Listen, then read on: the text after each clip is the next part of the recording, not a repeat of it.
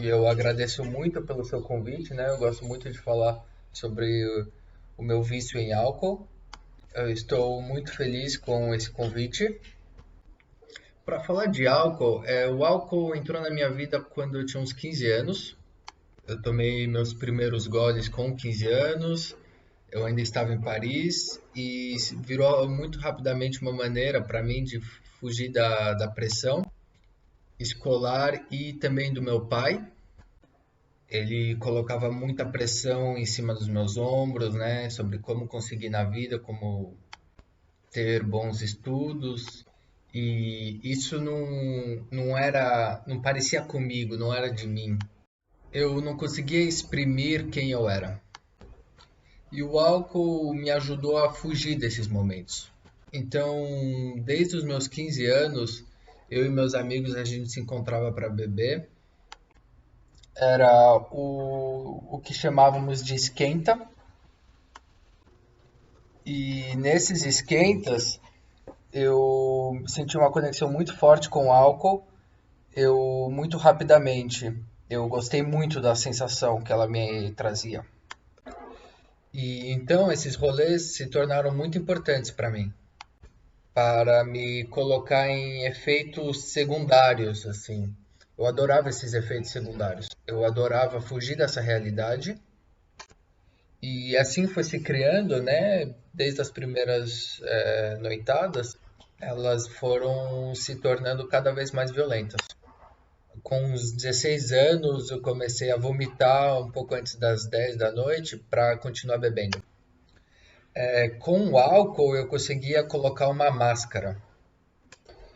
Eu colocava essa máscara e eu era uma pessoa que estava muito se sentindo à vontade. Eu não tinha limites, eu era muito exuberante, eu me sentia muito confortável com todo mundo, eu era muito sociável, mas era uma pessoa que não se parecia nem um pouco comigo, né? Lá no fundo, eu sou uma pessoa, na verdade, muito sensível. Eu não tenho muita confiança em mim, mas o álcool me permitia ter confiança em mim. Eu não tinha muita autoestima. Então, né, com 15, 16 anos, quando eu descubro o álcool, foi uma maneira de reencontrar estados da infância.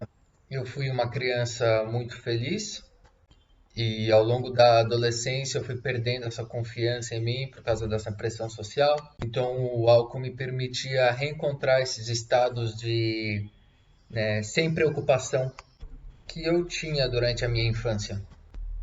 Então foi por isso que eu comecei a beber álcool. Era para fugir um mundo que não me agradava. Mais tarde, com 17 anos, eu comecei a procurar outros jeitos de festejar. Até uns 17 anos era fim de semana. E com 17 anos, na verdade, eu me sentia triste. Me sentia triste quando eu não bebia. Então, eu bebia para reencontrar a felicidade. Bebia sempre mais rápido, sempre indo mais longe. Eu fui uma criança que gostava muito de ultrapassar os limites. Então, se era para virar de uma só vez, né, 3 copos, eu virava. E no dia seguinte, 4 copos. Um dia depois era cinco copos de uma só vez. E na verdade, o álcool foi se tornando uma maneira de se viver. O álcool e a festa. Os dois se tornaram uma maneira de viver. E a festa só podia começar se eu tomava um copo. Então, facilmente em festas eu escondia garrafas para que não roubem elas. Eu ia na geladeira beber, né, para me adiantar, né, em relação aos meus amigos. Eu tenho uma história durante um Réveillon em que eu estava de férias com a família durante vários dias e a gente não bebia álcool, férias de família, a gente não estava bebendo álcool. E quando eu voltei para Paris, o álcool me fez tanto bem, né? Eu conseguia entrar em um estado de ebulição, de reviver.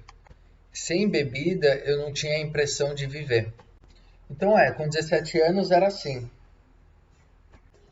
Com 19 anos eu perco o meu pai.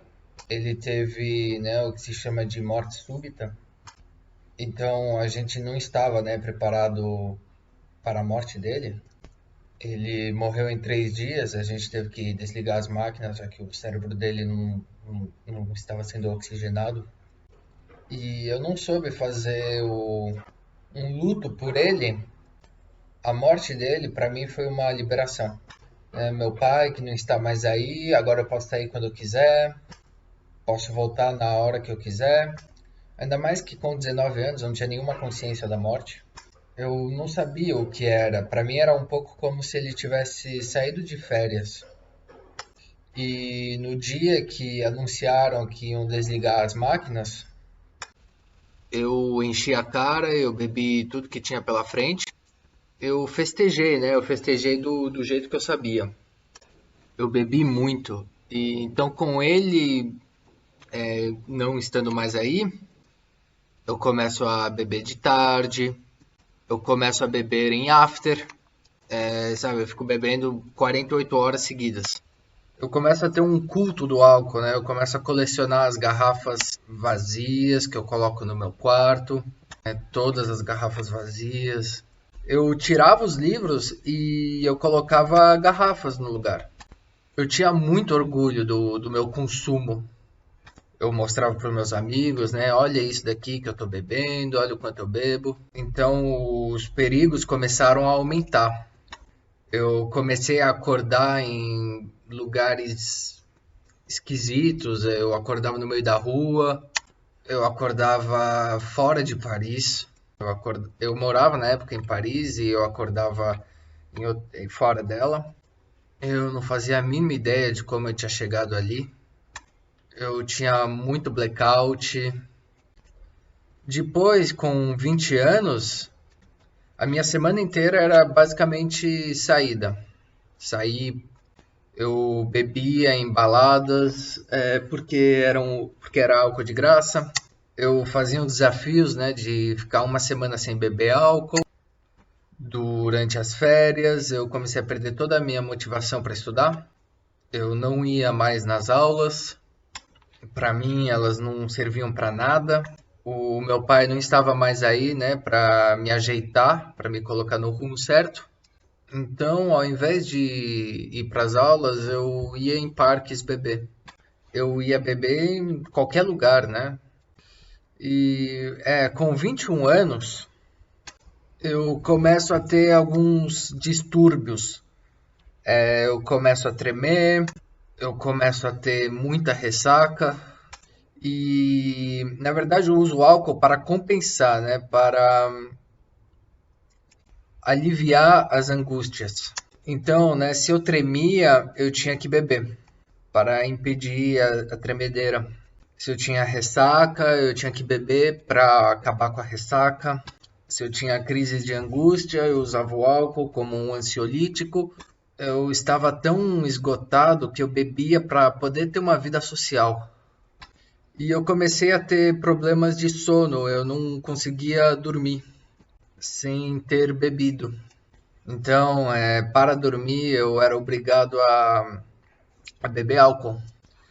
Então, nesse momento, eu começo a beber sozinho. Eu fui para Marsella para estudar, mas eu não ia nas aulas.